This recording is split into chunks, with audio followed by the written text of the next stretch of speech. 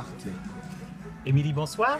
Bonsoir Albert. Très content de faire ta connaissance. Eh ben pareillement. J'ai entendu un petit peu parler de toi et donc j'étais intriguée et je voudrais en savoir plus. Ouais, souvent c'est l'effet que je fais aux autres. Ouais, merci. Plus sur quoi? Sur ma vie privée, ma vie professionnelle? Bon, on va peut-être pas commencer par ça, on va peut-être commencer par la vie professionnelle. Ouais, tu alors. as un petit parcours atypique, je crois. Absolument, ouais. En fait, moi explique-nous. j'ai commencé en étant enseignante. J'étais Ouais. professeure des écoles. Ouais. Donc j'ai fait ça pendant 10 ans. Et parallèlement à ça, je faisais du théâtre d'improvisation en amateur. D'accord. Je m'éclatais pas mal et je faisais partie d'une petite troupe où on faisait du théâtre de rue. Et puis la personne qui s'occupait de la troupe de théâtre d'improvisation, Philippe Despature, qui lui est un professionnel, m'a dit mais écoute, vraiment je pense que tu as quelque chose à proposer sur scène, d'écrit. Et il m'a dit vas-y fais-le, mais moi j'étais flippée, enfin, c'était impossible pour moi. À partir du moment où il fallait écrire, c'était vraiment...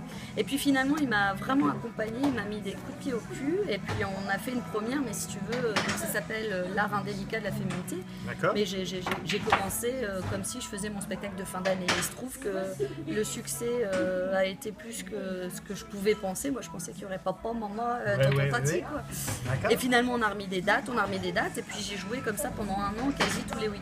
D'accord. Et du coup il m'a produite et voilà, et j'ai eu l'occasion si tu veux, de devenir intermittente du spectacle, donc j'ai démissionné de l'éducation nationale. D'accord. Voilà comment j'en suis arrivée sur scène.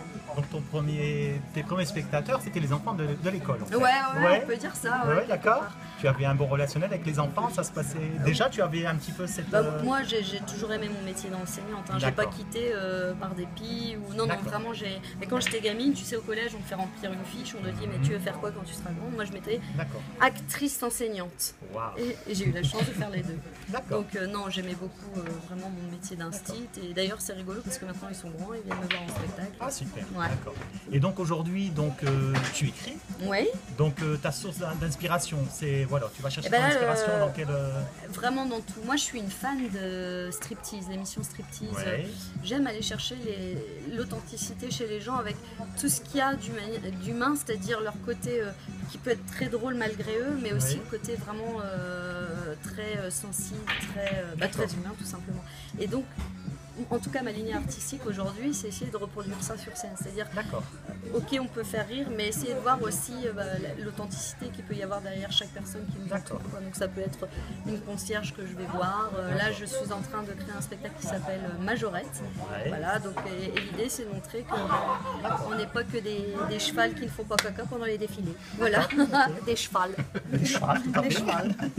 Et donc tes personnages sont essentiellement féminins apparemment. Oui, beaucoup.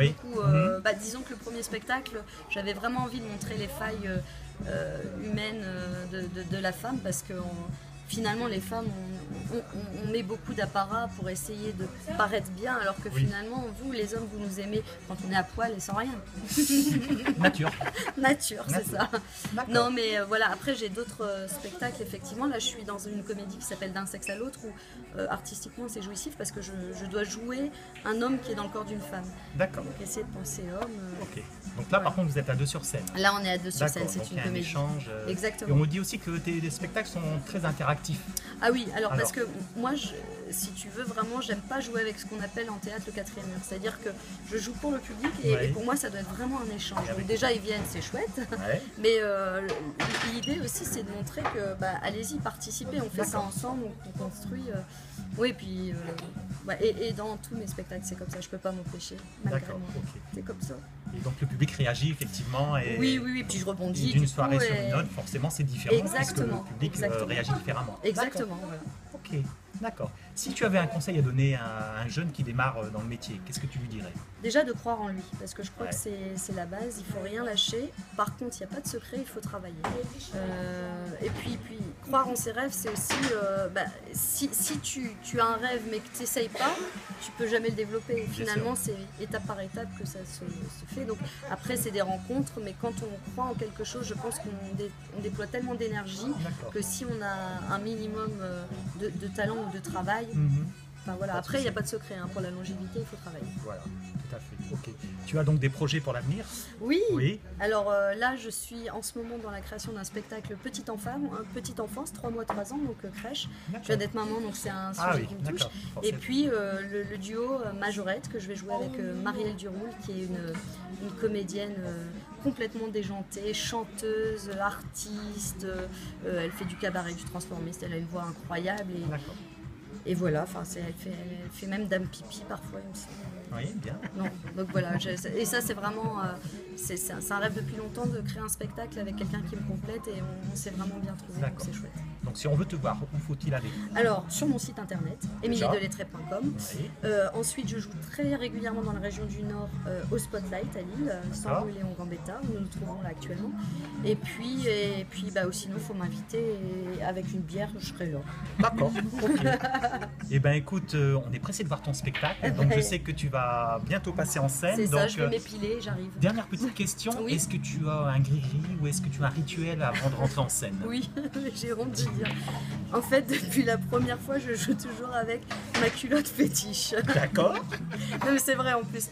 Donc c'est une culotte d'une certaine marque. D'accord. Bon, bah, ça abîme à un moment donné quand même. Je les lave par contre entre temps. Rassure. Et du coup, voilà, c'est parce que je me sens bien, je me sens confort. Elle me rentre pas dans les fesses, elle me fait pas l'amour, donc tout va bien. Ok, super. Bah, C'est bien d'être bien dans sa culotte. Tu as tout à fait raison. Voilà. Bah, écoute Émilie, je te remercie pour tout ça et puis pressé d'aller dans la salle de spectacle pour voir ton spectacle. Avec grand plaisir. Merci beaucoup. Je t'en Merci. prie. Au revoir.